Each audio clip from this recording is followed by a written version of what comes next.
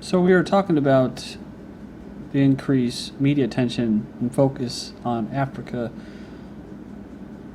and I'll keep covering Africa as far as the news coming through the news cycle and kind of what's interesting, because you always hear human rights, Al Qaeda, economic poverty and stuff, and that's the reasons that the terrorists, the global terrorists, go there to kill and maim and exploit people. That's usually what follows a human rights call by the West. I had my own theories for why that happened. Most of it was because I believe that Assad didn't come out on top by disarming his chemical weapons when the chemical weapons attacks are being carried out by these same groups, these same globalists. I felt like that was a capitulation. And so they were going to move on. And then not too long after, within a couple of weeks, they did. So number of African billionaires much higher than past estimates. There are far more African billionaires than previously thought, says Ventures magazine. They said on Monday, they report on the continent's mega rich, but the number of Africans living in extreme poverty has also shot up. So this is coming from the main Western media, who they themselves are really guilty of a wealth gap increasing as far as wealth consolidation after the, quote, recession in 2008. But I guess if you do have cell phones and televisions and a huge debt on your house and your car, then that gap isn't as big. So because like recently you saw the article in Russia, so it's all about pointing the attention away from at home. Yeah, here it is. In Russia, 110 people own 35% of the wealth. So here it comes, right? Namibia, sorry. Portrait of a drought. All 13 regions of Namibia are affected by drought. A natural disaster resulting in crop failures, livestock deaths, and severe socioeconomic losses to communities.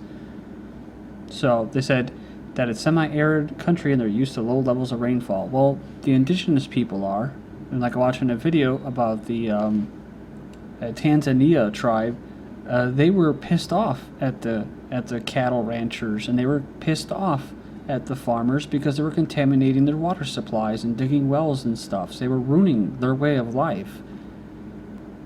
So now they've modernized, or they're trying to modernize, and due to whatever they call natural disasters, it could be them spraying over Africa. I don't know. It's a huge continent, but they're going to try to basically give a humanitarian reason to go over there. I found that article today. Also, I found this one from today. Are these the world's toughest women? Incredible photos shed light on Ethiopia's Hamar tribe females. They're beaten with canes and scarred with thorns to prove their strength. So, women in America, they prove their strength by wearing pants and going into the corporate world and becoming a slave, just like their male counterparts, and competing with them. But for whatever it's worth, this is somebody else's culture, however, barbaric people might think it is. It's their way of life. Why do you have to go in there and change it? Because they want to enslave them. They want to get telephone lines and internet hooked up over there, and mass media, and a Kmart selling Chinese-made goods, and everything will be good, right? Because, in America, over here, the divorce rate is at record rates, and broken families, escalating. We have the right to go over there and tell indigenous primitive people what to do. They've only been doing it for, hundreds of years, if not 1,000. How you got this crap, right, from October 10th, from yesterday, how TV finally returned to Afghanistan after 30 years of censorship. And you could say worship, right? Because this television is people's shrine that brings them and sells them to advertisers. And they're not selling advertisers to people. They're selling the people to the advertisers.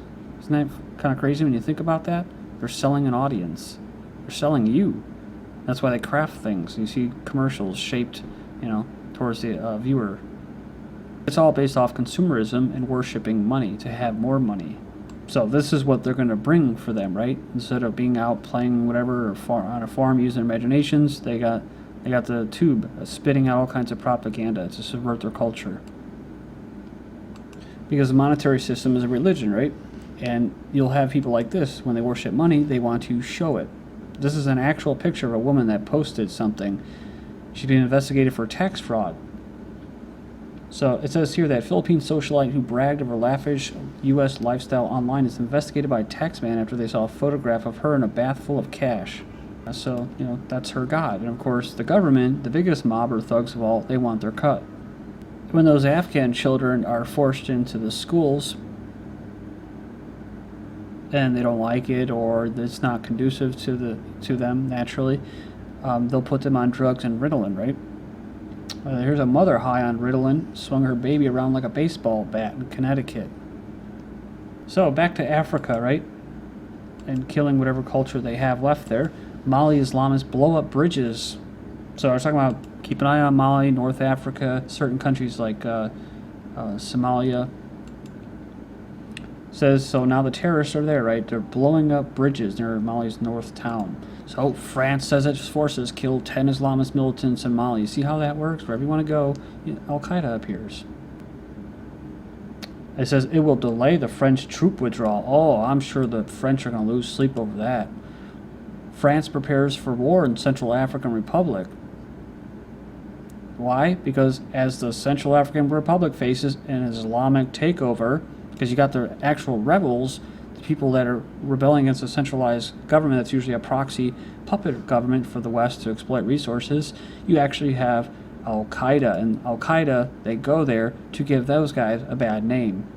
France is planning to send more troops in and is pushing for UN intervention in its former colony. They've also pushed that for Mali as well, which the UN has authorized as of this year, troops, or at least support.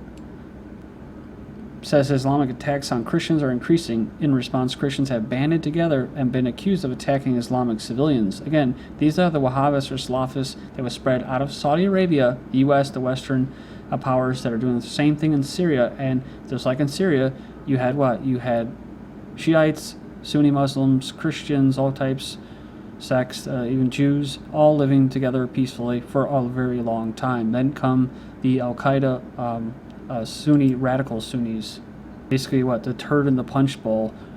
Rape, murder, and machete attacks have been common. Well, yeah, it's just like Syria where they're beheading people and pulling out eating hearts. That's what the U.S. is supporting, Obama. Ex-Central African Republic heads seek support in Africa. Deposed former Central African Republic president and East Africa, in all likelihood, will seek support to regain power. He has been ruling over a former French colony for a decade, had to flee to Cameroon in March after rebels captured the riverside. So those are probably just regular people, rebels. And then he arrived in France. Says he nurtured ambitions to returning power. So I guess they're going to support them, right? Based off this, they're going to go help them. Zimbabwe protests U.S. diplomatic harassment at the United Nations. Zimbabwe's foreign ministry says it has summoned the U.S. ambassador to protest harassment of the Zimbabwean leaders at the recent UN General Assembly, October 8th. Talking about accusing them of human and democratic rights violations. The hypocrisy, right? Gambia, I think that's how you pronounce it, accuses UK of attempt to topple government. This is from Wednesday, October 9th. They accuse the U.S. and Britain of fomenting multiple coup attempts and supporting the opposition in a bid to topple the president and destabilize the country. They've continued the relentless efforts to destabilize the country, desperately using every means possible, from sponsoring coup plots to financing the opposition and mounting a vigorous smear campaign. So he's probably right. Protests, so I don't know why these videos for Press TV aren't working, but protests sought to topple Sudanese government. From October 9th, Sudanese president says the recently deadly protest in his country has been part of an effort made to overthrow his government. He's quoted as saying they brought agents, thieves, and hijackers, and he says Khartoum will be overthrown. That's what Gaddafi said before. That basically, he said that it was Al-Qaeda that came in from outside. So I saw this article from October 8th, 3 days now. It says a queue outside the Swedish embassy in Addis Ababa, and that is the central capital of Ethiopia. It says this is the Swedish embassy. It says it's like this every day and no other embassy experiences this. I guess this what they're trying to say is that they're basically turning them down for being able to get sanctuary to go there. Recently, Sweden, you say, oh, Darker, you're such a racist. Check the news headlines and type in Sweden unrest, Islamists, and see how they were basically creating all kinds of like a war scene going on in Sweden with protests and uprisings, destabilizing. And of course, a lot of these people, not Ethiopia per se, but a lot of these people are bombed, like in Syria, and then you have create these refugees. Well, where are they going to go? Then you on the Human Rights Watch say, oh, the children, right? And these are the same people that supported all this stuff that was going on, supporting the heart-eating terrorists and stuff, the machete-wielding stuff. Then they bring them into their countries and their cultures clash. A bomb explodes near a Sweden consulate in Benghazi, Libya. Friday, October 11th, car bomb went off near the Swedish consulate in Libya's eastern city. African Union slams the International Criminal Court for treating Africa unfairly. They urge to drop the cases against the Kenyan leadership. The manner in which the ICC has been operating, particularly its unfair treatment of Africa and Africans, leaves much to be desired. Far from promoting justice and reconciliation, the court has transformed itself into a political instrument. Obama swaps black sites for justice at sea. And what is this about?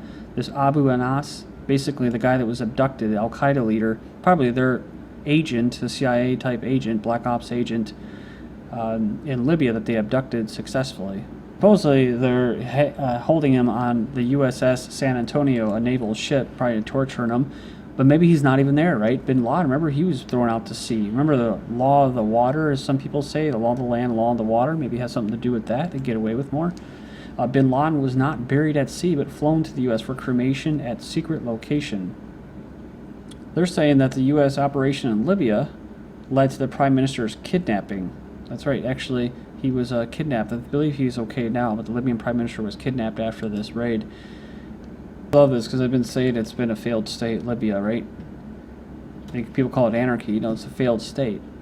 Libya, almost a failed state. Well, I think it already is. That's the purpose, right? Like Egypt. NATO were considering Libya security assistance. So ISAF, whatever, they're going to go down there, AFRICOM and stuff, their own Dagger Brigade and stuff. Maybe that was the point of leaving that, so they can have a presence. Somali town fears revenge strikes after failed U.S. raid. Locals worry Al-Shabaab will accuse them of spying. Remember, I said that this raid and failed raid in Somalia will actually, covered that in an article, will actually strengthen Al-Shabaab and possibly support. Egypt, failed state. U.S. decision to cut aid likely to create friction in Egypt. Well, that's exactly what they want. Well, maybe Israel, but Egyptians worry Sinai violence could spread. This benefits Israel as far as this goes. Future war possible on many fronts, says the head of the Zionist armed forces. Then you have Israeli military hits target in Syria.